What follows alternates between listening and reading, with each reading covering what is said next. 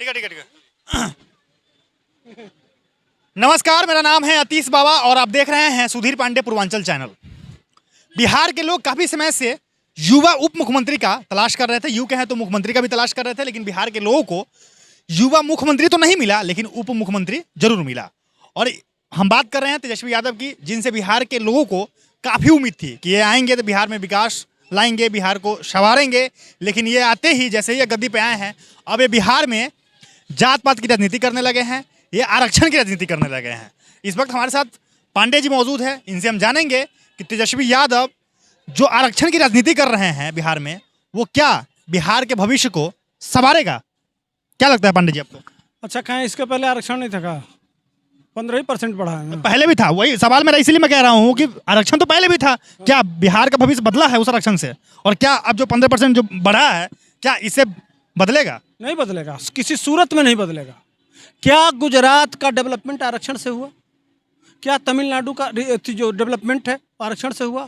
क्या जो कर्नाटका का डेवलपमेंट है आईटी हब, आरक्षण से आईटी आ जाएगा, आरक्षण से उद्योग कारखाना। और एक सवाल और है मेरा, इस पे मैं एक लाइन और जोड़ देता हूँ कि क्या आरक्षण मिलने से इंसान का दिमाग तेज हो जाएगा? नहीं होगा। तेज होगा कभी? अगर आपको आरक्षण अगर आपको दे दिया जाए, आप 50 नंबर पे अगर आप नौकरी ले रहे हैं, तो आपका दिमाग तो तेज नहीं हुआ ना। आपका स्किल तो 50 के लेवल पे ही है, आप तो उसी लेवल पे हैं। मैं वही कह रहा हूँ कि एक बात बताइए, यह बांटने वाला काम है। एक बच्चा और जाति की बर्बाद करने वाला भी काम है। हाँ, वही जाति की बात मैं नहीं कर रहा हूँ। लेकिन सपोज करिए कि दो बच्चे खड़े हैं, बिल्कुल। एक बच्चा है जो 75 नंबर पाया है हाँ। और एक बच्चा 50 नंबर पाया है। 50 वाले को नौकरी मिल गई और 75 वाले को नहीं मिली। तो एक बात बताइए, 75 वाला कभी उससे प्रेम, उसको बहुत अपना भाई समझेगा? नहीं समझेगा, सही बात है। ये तो विद्वेष पैदा होगा ना। नहीं, वो कहेगा ना कि यार तुम्हारी औकात, तुम आरक्षण नहीं होता तो तुम हमारे लेवल के नहीं हो। ये सोचेगा ना, उसके मन में भले कहे न कहे, बिल्कुल, वो अलग बात है। लेकिन उसके मन में भावना है कि मेरे बराबर यह नहीं है, इसकी औकात मेरे बराबर नहीं है, या आरक्षण नहीं होता तो ये मेरा टक्कर नहीं दे सकता है। नहीं दे सकता। हमेशा उसके दिमाग में रहेगा और जब भी मौका मिलेगा तो कह देगा, वो कहेगा भाई। अगर देखिए, सही बात यह है कि अगर इस चीज को खत्म करना है तो आपको एजुकेशन पे इतना ध्यान देना पड़ेगा। गरीब से गरीब बच्चा हो, उसको इस तरह से एजुकेट कीजिए, इस तरह से पढ़ाइए कि वह कंपटीशन में आके, उस बच्चे का कोई अलग वो आसमान से नहीं उतरा है, उसमें भी वो क्वालिटी है, लेकिन उसको शायद वो सुविधा नहीं मिल पाता है कि वह उसका टक्कर दे। तो उसको इस लायक बनाइए कि वह उसका टक्कर दे सके। अब आते हैं दूसरे मुद्दे पे। एक बात बताइए। ये बात सही कह रहे हैं। देखिए, ये मेरा भी अनुरोध है उन लोगों से, बिहार के उन युवाओं से जो निचले जाति से बिलोंग करते हैं, जिनके पास फाइनेंशियल इशू है, जिनके पास पैसा नहीं है, तो आप भाई क्या करें कि आप सरकार से मांग करें, सरकार को आप बोले कि सरकार हमें सब्सिडी दे, आपको वो सारी सुविधा मुहैया करवाए, जिससे आपको पढ़ाई में है ना कोई प्रॉब्लम ना हो, कोई परेशानी का सामना नहीं करना पड़े। लेकिन आप है ना कम मार्क्स ला के आप अगर नौकरी कर ले रहे हैं, तो इससे आपका फ्यूचर है ना बेहतर नहीं हो सकता है, क्योंकि आपकी जो दिमाग की जो स्किल है वो लो है। और इससे क्या होता है कि समाज में है ना फिर जो भाईचारा जो होता है ना, वो भी बिगड़ रहा है, वो भी बिगड़ रहा है। तो आपको है ना, आप सरकार से अनुरोध करें कि सरकार आपको सब्सिडी दे, आपको सारी सुविधाएं दे, जिससे आप बेहतर शिक्षा ले सके। समझे? आप इस पे जोर दीजिए, ना कि आरक्षण पे। जी पा एक्चुअल रीजन नहीं समझ रहे हैं। देखिए, लालू यादव जब मुख्यमंत्री हुए तो वो बिहार पे 15 साल राज करने के लिए एक फार्मूला बनाए। वो फार्मूला यह था कि देखिए, कहीं भी किसी प्रदेश का डेवलपमेंट होता है मिडिल क्लास।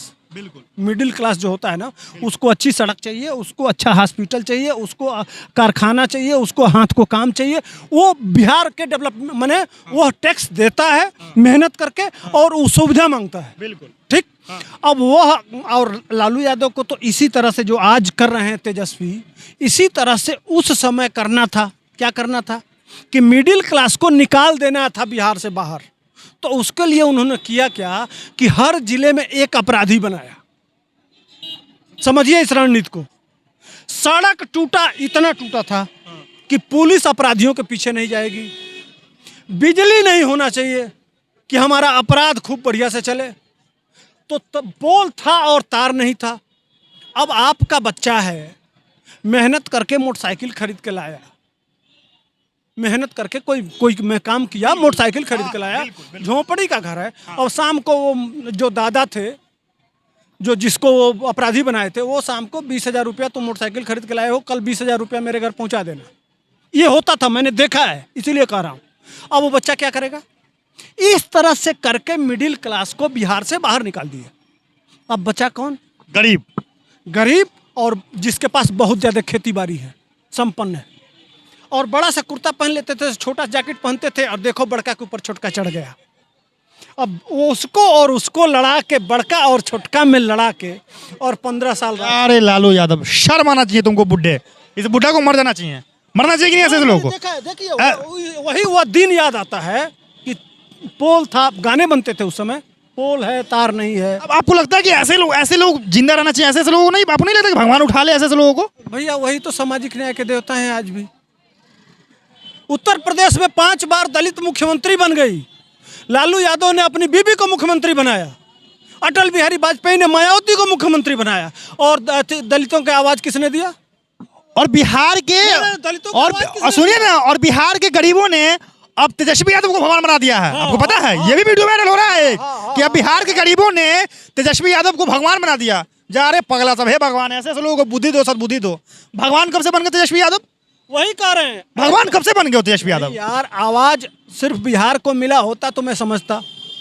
बिहार में आज तक एक जीतन राम मांझी हुए तो नीतीश कुमार किस तरह से डांटे थे, देखे थे ना कि इसके पास क्या कह रहे थे कि ये तो मूर्ख है, इसके पास तो दिमागी, तो हमारी मूर्खता है कि इसको सीएम बना दिया, इसको आता कहाँ कुछ है, ऐसे बोल रहा था।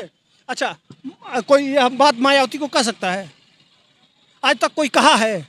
ना, नीतीश कुमार तो कह देंगे, नीतीश कुमार कह देंगे, वो किसी को कुछ भी कह सकते हैं, वो उनका अब तो असली आवाज कौन दिया?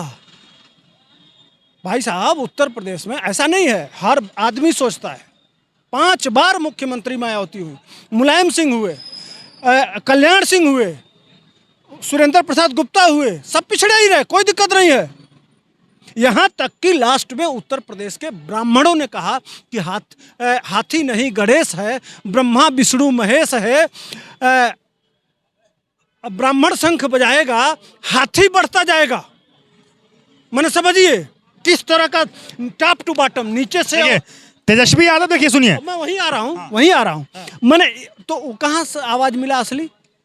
देखिए, हमें पता क्या लगता है, हमें लगता है ना कि तेजस्वी यादव है ना, तो लालू यादव और नीतीश कुमार बनाएंगे किसी को इस तरह का दलित का मुख्यमंत्री बना के दिखाए ना? नहीं बनाएंगे। अच्छा, इस समय कितने मंत्री हैं? तेजस्वी ने कितने मंत्रियों को बनाया है दलित को या पिछड़े को, यादव छोड़ के? 8 मंत्री हैं उनके। और देखिए, मजे की बात ये भी है कि आरक्षण हुआ है, जातीय जनगणना हुआ है, तो 14% यादव को दिखा दिया। पता है क्यों? क्योंकि अब तो वो कह रहे हैं कि जिसकी जितनी हिस्सेदारी उतनी भागीदारी वाली बात हो गई, तो यादव को सबसे ज़्यादा दिखा दिए, तो यादव को कोटा में हर चीज़ में ज़्यादा फंड दिया जाएगा, मतलब नौकरी भी आएगी, तो उनके लिए ज़्यादा रखा जाएगा सीट, तो यादव को फायदा मिलेगा। तो यादव, उनको पता है कि यादव को पहले वोट बैंक बना लो, मुसलमान तो है ही, और यही जात पात की राजनीति करो, धर्म की राजनीति करो। जबकि सुनिए, जबकि आरोप लगाते हैं क्या, धर्म की राजनीति, जात की राजनीति लोग खुद करते हैं, और ये आरोप किस पे लगाते हैं? बीजेपी पे, कि भारतीय जनता पार्टी एक ऐसी पार्टी है जो जात की राजनीति करती है, धर्म की राजनीति करती है। अरे भाई, ये काम तो तुम लोग खुद कर रहे हो। बिहार को तो बांट तुम ही लो। और अच्छा पांडे जी को बताइए, एक बात बताइए, बिहार से बाहर किसी भी राज्य में ज्यादा जातिवाद है? नहीं ना, जातिवाद नहीं ना, कहीं भी जातिवाद नहीं है, लेकिन कम है ना। अब बिहार में देख रहे हैं, बिहार बहुत ज्यादा है, चूंकि जाति पे वोट नहीं पड़ता है। जैसे 3 बार मुख्यमंत्री हुए गुजरात में नरेंद्र मोदी, वहाँ सबसे ज्यादा संख्या है पटेलों की, लेकिन पटेलों ने जाति से ऊपर उठ के विकास को मुद्दा बनाया। बिल्कुल, जो फैक्ट्री लगाएगा, जो उद्योग लगाएगा, जो कारखाना लगाएगा, जो गुजरात को विकास देगा, तभी तो वहाँ बिहारी को जाना पड़ता है। यहाँ आज आप अपराधी पैदा कर रहे थे, उस समय वहाँ फैक्ट्रियाँ लग रही थी। लेकिन सबसे बड़ा आश्चर्य की बात आपको बता दें, आज के डेट में 40% बिहार में ऐसे लोग हैं जिनका जिस परिवार का, व्यक्ति का नहीं, जिस परिवार का मंथली इनकम 6,000 है। 60-65% ऐसे लोग हैं जिस परिवार का इनकम मात्र 10,000 रुपया है। यह आपके 35 साल में लालू यादव, नीतीश कुमार और उसके पहले कांग्रेस, जो सब लोग एक में हैं, यह 70 साल में यह उपलब्धि पाए हैं यह लोग। फिर भी आपको क्या है, आपके जाति का नेता होना चाहिए, लेकिन आपके जाति का नेता अपने परिवार के लिए कर रहा है कि आपके लिए कर रहा है? अच्छा ठीक है, यह सबसे बड़ा प्रश्न है। सुनिए, आप ये बताइए मुझे कि अब आपको लग रहा है ना, आप तो मान रहे हैं ना कि जो ये आरक्षण जो मिल रहा है, इससे कोई भलाई नहीं होने वाला है? अरे एक और चीज जानिए, कितना झूठे हैं ये लोग। यह डाटा जो आप कह रहे थे, सिर्फ 1.5% लोग डाटा यूज करते हैं। मैंने मोबाइल पूरे बिहार में 1.5% लोगों के पास है। यह सरकारी डाटा है। तो पगला सा के बातों पर भरोसा नहीं करते हैं, ये हम भरोसा नहीं इसीलिए करते हैं। कहते हैं गांजा पीता है, मजाक नहीं कर रहे हैं। हाँ, ये 1.5% आज तक मोबाइल चलाने वाले लोग 1.5% है, ये हैं बिहार में। ये कोई मानेगा? आप खुद बता। क्या कहें बताइए, अरे हंसी आ रही और है। सुनिए, भारत सरकार जो कह रही है वो कह रही है कि 50% लोगों के पास नेट यूज करते हैं। जो भारत सरकार का ट्राई है, जो सबसे बड़ी संस्था है जो नेटवर्क देखती है, वो कह रही है 50%, और बिहार की सरकार कह रही है कि सिर्फ 1.5% लोग डाटा यूज करते हैं। तो आप बिहार की सरकार जो कह रही है ना, उस बातों को मानिए, बाहर की बातों को मत मानिए। बिहार की सरकार बहुत चालाक है, बहुत चतुर है। तो ये थे हमारे साथ पांडे जी, जिनका साफ कहना है कि बिहार को अगर विकास के राह पे लाना है तो आरक्षण से और जातिवाद से ऊपर उठ के अलग तरीके से काम करना पड़ेगा। इंडस्ट्री पे काम करना पड़ेगा, एजुकेशन पे काम करना पड़ेगा, इन चीज़ों पे काम करना पड़ेगा, तभी जाके बिहार आगे की तरफ अग्रसर होगा। तो आज के लिए इस वीडियो में इतना ही, लेते हैं आपसे इजाज़त। धन्यवाद।